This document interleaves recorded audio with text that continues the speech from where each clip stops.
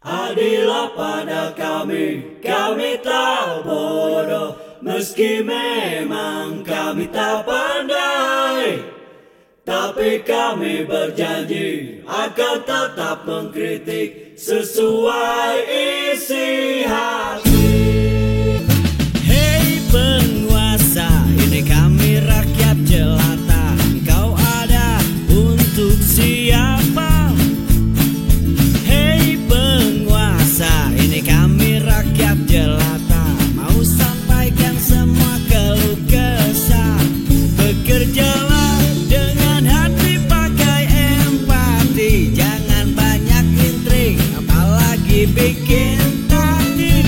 Bijaklah dalam membuat peraturan. Jangan sampai bikin aturan yang berat sebelah.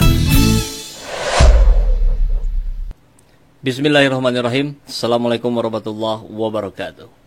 Opini Saiful Zaman.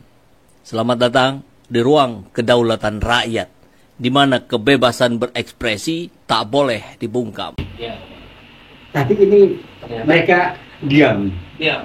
Artinya apa? Jadi ada semacam, ya kalau kita menganggap bahwa pemerintah ini, sepertinya pemerintahan kita ini takut dengan para kapitalis, para konglomerat, ya, sehingga mereka, ya, istilahnya tidak lagi bisa menegakkan hukum yang sebenarnya mereka lahirkan. Karena ini kan dasarnya tadi sudah disinggung oleh Pak Hari, dasarnya ada perda, bahwa untuk melakukan cagar budaya itu bukannya cuman keinginan kita, tapi perda. Perda ini sudah dilanggar, tapi dari pihak pemerintahan diam sungguh besar, baik itu Kota Bandung maupun Jawa Barat. Kan ya, aturan itu untuk dilanggar. Nah itu yang kita anggap, artinya bahwa pemerintahan kita ini tidak lagi Pancasilais, ya kan? Karena kan kita berdasarkan ketuhanan yang Maha Esa, ya kan? Ini agama yang harus dilindungi, ya tempat beribadah gitu. Dan ini adalah cagar budaya. Undang-undang cagar budaya pun ditabrak sama mereka. Undang-undang cagar budaya itu, kalau menurut, ya nanti dibenarkan ya Bu Melani ya, itu undang-undang yang tidak ada banding, putus pada saat itu. Kalau seandainya ada pelanggaran, itu 15 tahun buat pelanggarnya, dan tidak maksimal 15 tahun, tidak ada lagi banding. Ya, jadi final dan binding. Ya, jadi ya final dan mengikat gitu. Tapi ini dilanggar. Perda dilanggar, undang-undang dilanggar. Disitulah kita lihat bahwa keserakahan, dan juga ya kalau kita lihat juga ya bisa jadi yang namanya pemerintah ini ada aparat-aparat juga yang ya kena suap, bisa jadi kan. Ya mereka takut untuk berbuat, menegakkan aturan yang mereka buat sendiri, ya kan, sehingga yang korbannya adalah rumah Tuhan, rumah kan. Dan sebenarnya kita menginginkan bahwa itu harus dilestarikan kan. Umat Islam sekarang di Jawa Barat mau beribadah di sepanjang jalan Ciamplas, nggak ada masjid di situ, di panjang jalan Ciamplas. Kan aneh itu. Mau Jumatan, mau tarawih bulan puasa, ataupun yang datang berwisata pun udah nggak bisa di situ. Kalau ada mushola ya mushola kecil, nggak mungkin lah diadakan Jumatan, nggak mungkin mengadakan sholat yang sifatnya besar.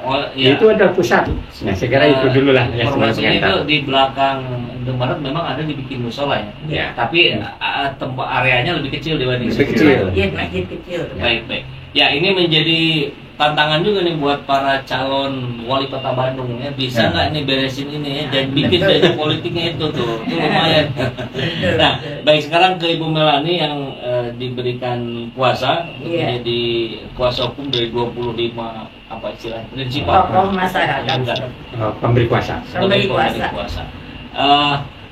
Ini agak, tadi juga saya juga masih bingung sebetulnya, bicara ini sudah tercatat sebagai masjid, sudah tercatat sebagai cagar budaya, kemudian ini diakui oleh PT KAI sebagai milik PT KAI, padahal di berita sebelumnya tadi Pak Ustadz sampaikan ini wakaf ya dari Bapak Hadi Winarso. Pak Hadi Winarso.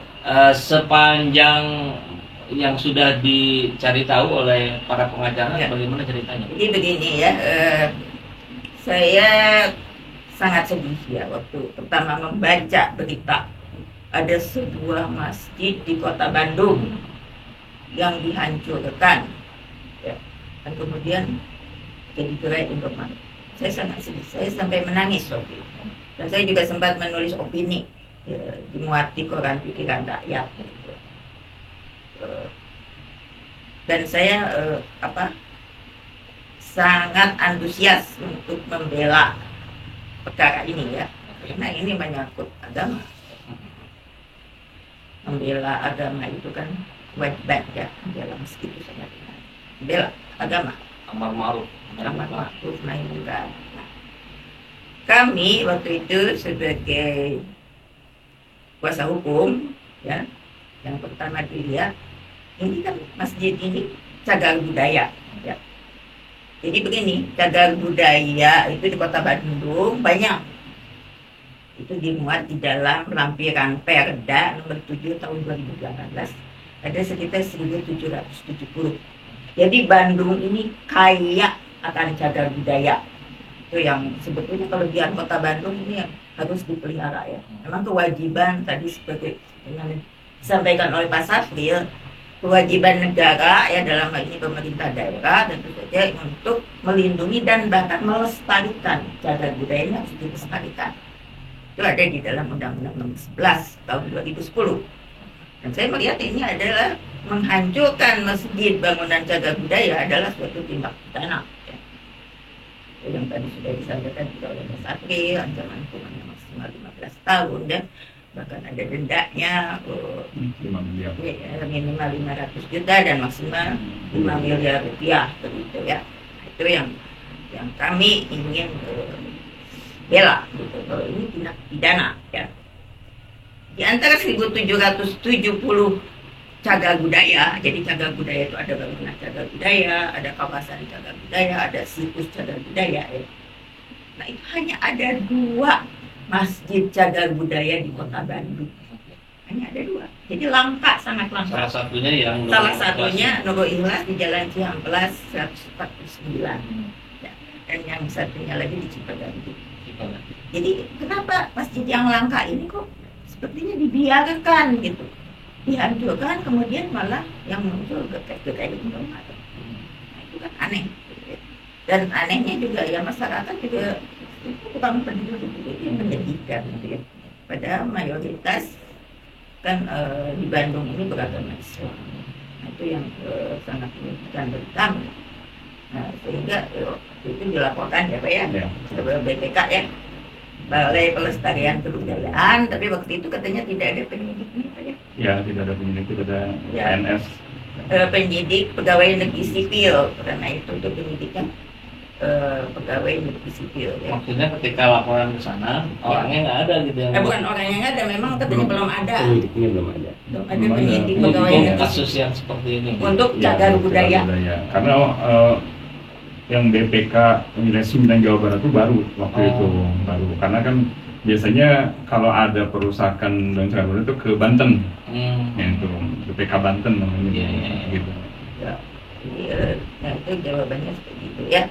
Tapi waktu kami juga mengadakan audiensi gitu ya, dengan DPRD dan gitu ya. Nah, itu sebelumnya juga memang seperti Pak Safri katakan ada aksi-aksi ya. Aksi-aksi. Ya saya juga ikut waktu itu demo. Jadi dari emak-emak Sunda Bergerak, emak Sunda Bergerak ya. Jadi kami itu demo itu memang nggak jualan ya waktu kami demo tuh tutup.